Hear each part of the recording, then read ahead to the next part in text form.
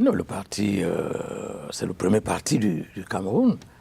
D'ailleurs, la thématique de ce 41e anniversaire, c'est « Préparons-nous à consolider la force et la place du parti derrière le président national du RDPC, son Excellence Paul Biya ». Donc il y a la force, c'est un parti fort, qui est le premier parti du Cameroun. Et un parti qui a la place, la première place au Cameroun. Il faut donc consolider cela. Il n'est pas en lambeaux. S'il était en lambeaux, il n'aurait jamais remporté toutes les élections, je veux dire présidentielles, mais aussi législatives, municipales, régionales, etc. Donc il n'est pas en lambeaux. Mais il est normal qu'il y ait quelques frottements même, au sein du parti. Cela se voit dans toutes les organisations, y compris dans toutes les familles. Parfois même dans les ménages, il y a parfois des frottements, et après, on se retrouve. Il y a l'union sacrée, et on avance, on regarde vers la même direction. C'est ça, le parti. Il y a évidemment des courants qui ne se manifestent pas comme la métaphore tout à l'heure du tourbillon, mais qui sont néanmoins là. Et le président national doit donc gérer parfois des contradictions. Contradictions ethniques, contradictions territoriales, contradictions religieuses, contradictions générationnelles, contradictions philosophiques, contradictions de personnes également. Parce qu'aucune organisation ne peut être un long fleuve tranquille. Ça n'existe nulle part. Donc ce n'est pas un parti en lambeaux, c'est un parti debout, qui avance. Une force qui va, comme dirait Victor Hugo. La force revient de manière anaphorique dans votre argumentaire. Cette force-là revient aussi dans le thème choisi pour la célébration des 41 ans. Mais de quelle force, on pourrait vous demander, de quelle force parlez-vous exactement, alors qu'on a vu le RDPC en peine et en perte de puissance durant la présidentielle, ne devant la victoire finale qu'à l'équation personnelle du chef du parti? Je ne crois pas. D'abord, il n'était pas en peine, il a gagné. À la majorité absolue, pas relative, hein, absolue, c'est-à-dire 50% plus une voix parmi tous les électeurs dont les suffrages ont été valablement exprimés. Il n'était donc pas en peine.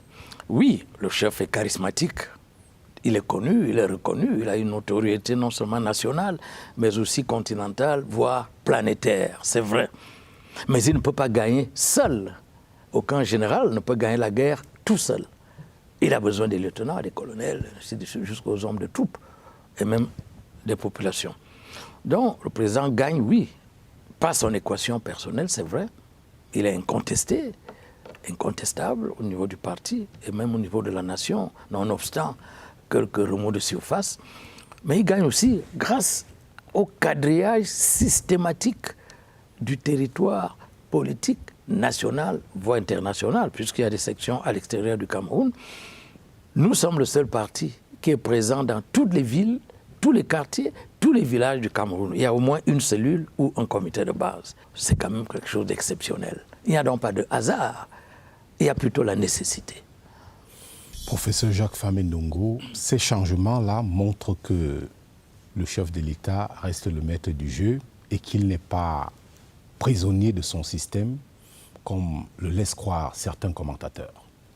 Naturellement, il est le seul maître du jeu. Je vous rappelle que le pouvoir ne se partage pas. Aucun pouvoir ne se partage. Aucun. Dans un village, partout. Aucun. C'est lui le patron, c'est lui le maître du jeu, y compris au niveau du parti. Il préside le comité central. Et c'est lui qui procède aux investitures. On a donc bien vu qu'il a investi les camarades. Évidemment, camarades parce que je suis du RDPC, les camarades du RDPC, il a investi et il n'y a eu aucun murmure au niveau du groupe parlementaire. C'est lui qui a dit « j'investis tel et tel et tel » avant qu'il n'aille donc à l'Assemblée nationale ou au Sénat pour la session de plein droit. Ils ne sont pas, comme on dit, prisonniers d'un clan, d'un lobby, d'un groupuscule, ainsi de suite.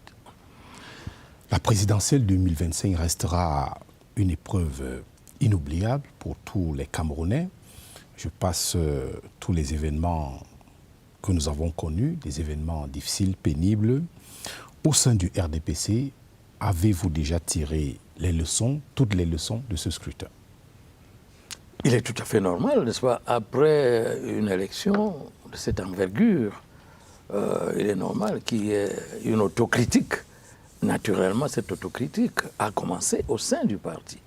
D'ailleurs, dans la circulaire signée le 11 mars 2026 par le camarade Jean Cuetet, secrétaire général du comité central du RDPC, le SG invite tous les segments du RDPC à une grande réflexion. Il leur demande de procéder à une réflexion introspective et prospective. Voilà ces deux adjectifs qualificatifs utilisés par monsieur le secrétaire général. Introspective, donc nous entrons en nous-mêmes et nous voyons ce qui n'a pas marché. Et nous voyons également ce qui a marché, sinon nous n'aurions pas eu la majorité absolue. Bon. Et nous nous projetons vers l'avenir. Prospective, ça se fait déjà, mais ça va continuer à se faire. Parce que fussions-nous forts, nous ne dormons pas sur nos lauriers. C'est ce qui avait handicapé l'Africain Hannibal, le général Hannibal, carthaginois, qui a dormi sur ses lauriers à Capoue et qui n'a pas pu vaincre Rome. Donc nous ne voulons pas recommencer l'erreur fatidique, fatale. Au RDPC, les femmes sont souvent ravalées à des tâches, parfois folkloriques, comme chanter, danser, applaudir, etc., lors des événements politiques. Cela est contraire à ce que veut le président national du RDPC et qu'il annonce pour ce septennat. Pourquoi vous, au comité central, semblez ramer à contre-courant de ce que souhaite le président national? Voilà par exemple les investitures pour les élections des présidents des régions qui viennent de passer. Aucune femme présidente des régions sur 10. Pourquoi cette contradiction? Vous voyez le verre à moitié vide, pas le verre à moitié plein. Parce qu'il y a aussi beaucoup de femmes qui ont des charges importantes.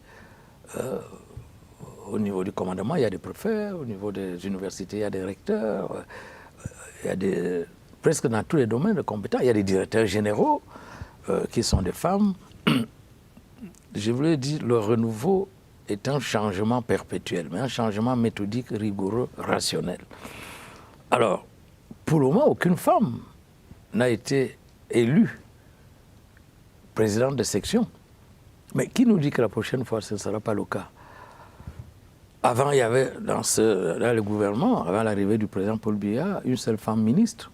Qui nous dit que ce sera le cas alors que vous refusez d'investir les femmes? Non, on ne refuse pas d'investir les femmes. Vous savez que le président national, article 23, alinéa 5 des statuts de base du parti, procède aux investitures, aux élections nationales et locales. Alors, c'est lui qui voit toutes les possibilités conjoncturelles et structurelles et qui dit donc voilà, pour le moment, voilà ce que je fais. Mais vous avez vu qu'après, il y a eu quand même de nombreuses femmes qui ont été promues. Et peut-être, on ne le sait pas, on ne peut pas savoir, on ne peut pas subordonner, mais peut-être qu'il y en aura d'autres. Qui connaît l'avenir? Peut-être que les choses vont évoluer. Et elles ont d'ailleurs commencé à évoluer. J'ai suivi tout à l'heure le reportage de votre collaborateur qui signalait justement qu'il y avait eu des avancées. Et ça va continuer, je crois. Je le subordonne. Je ne suis pas dans le secret des dieux, naturellement. Mais on peut supposer que cette tendance, cette mouvance vont aller de l'avant. Dans les prochains jours? Dans les prochains jours. C'est une marque déposée. Dans les prochains jours, c'est une marque déposée que je n'ose utiliser.